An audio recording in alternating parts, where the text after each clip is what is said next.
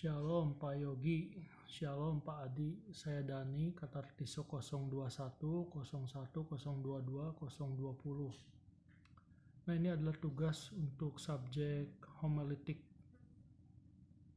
Nah, di dalam kitab Esra pasal yang ke-7 ayat yang ke-10 tertulis bahwa Esra bertekad untuk meneliti Taurat Tuhan, lalu kemudian untuk mempraktekannya, melakukannya, dan mengajarkan ketetapan dan peraturan Tuhan di antara orang Israel.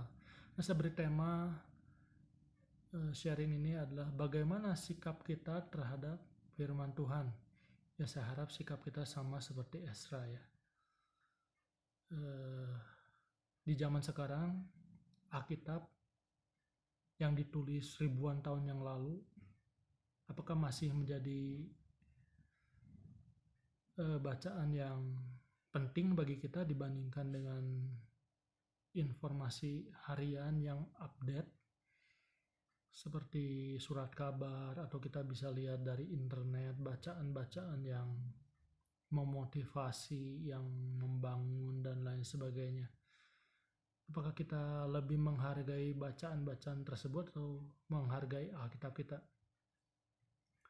Kalau Esra jelas sebagai seorang imam yang diutus pulang ke tanah Yehuda, ke Yerusalem, Esra memiliki 4 hal yang penting ya. Yang pertama tekad, yang kedua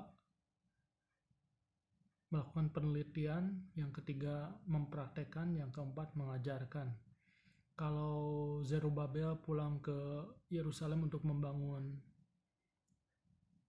Bait Suci, Nehemia pulang ke Yerusalem untuk membangun tembok Yerusalem. Kalau Esra pulang ke Yerusalem untuk mengajarkan dan meneliti tentang Taurat Tuhan, ketetapan dan peraturan Tuhan. Yang pertama bertekad bukan hanya sekedar di angan-angan, tetapi harus ada tindakan, harus ada usaha yang keras. Harus belajar dengan sungguh-sungguh. Shema Israel, Ulangan pasal 6, itu mengajarkan kepada para orang tua bagaimana menumbuhkan tekad yang kuat mengenai Taurat Tuhan kepada anak-anak sejak usia dini. Nah, Esra memiliki tekad tersebut sampai dirinya bisa menjadi seorang imam. Yang kedua, meneliti. Meneliti itu memiliki suatu pemikiran tentang tindakan yang harus dikerjakan ya, bahwa apa yang dikerjakan tersebut memakan waktu, memakan tenaga, dan memakan pengorbanan yang lain di dalam meneliti Taurat Tuhan. Namun tentu saja hal tersebut tidak akan sia-sia ya, karena Taurat Tuhan itu, firman Tuhan itu adalah pelita, firman Tuhan itu seperti cermin, firman Tuhan itu seperti pedang bermata dua, dan banyak-banyak hal-hal yang lainnya. Oleh sebab itu layak dan pantas untuk diteliti dengan sekuat tenaga. Yang berikutnya mempraktekannya. Jangan hanya kita menjadi pendengar saja, atau membaca saja, atau meneliti saja, tapi kita juga harus mempraktekannya dalam kehidupan kita sehari-hari, karena kalau itu tidak dilakukan ya percuma saja, hanya jadi sekedar informasi dan tidak menghidupi. Dan Esra tentu saja saya yakin, saya tafsirkan adalah seorang pelaku daripada apa yang dia selidiki, dia teliti. Yang berikutnya adalah mengajarkannya. Karena Esra adalah seorang imam, tentu saja dia memiliki akses untuk mengajarkan Taurat Tuhan kepada orang-orang Israel. Dan bagaimana dengan kehidupan kita sekarang ini?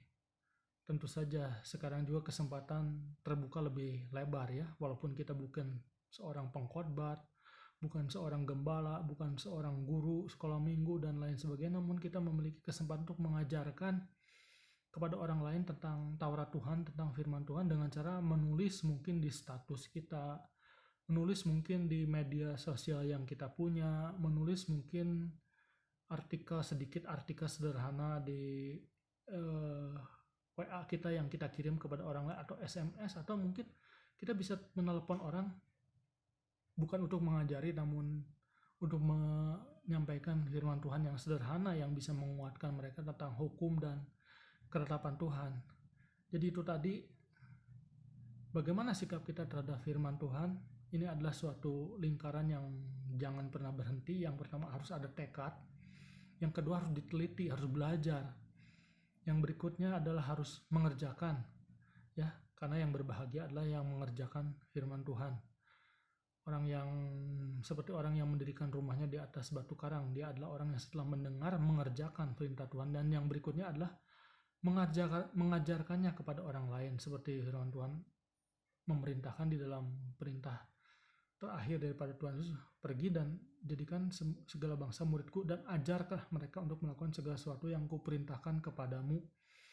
Maka yakinlah, seperti Mazmur pasal yang pertama menulis ayat yang ke-1 dan kedua, berbahagialah orang yang kesukaannya adalah Taurat Tuhan, yang merenungkannya siang dan malam. Ia akan seperti pohon yang ditanam di tepi aliran air, yang menghasilkan buahnya, yang tidak layu daunnya, dan yang menghasilkan buahnya pada musimnya, dan tidak layu daunnya. Apa saja yang diperbuatnya pasti berhasil. Amin.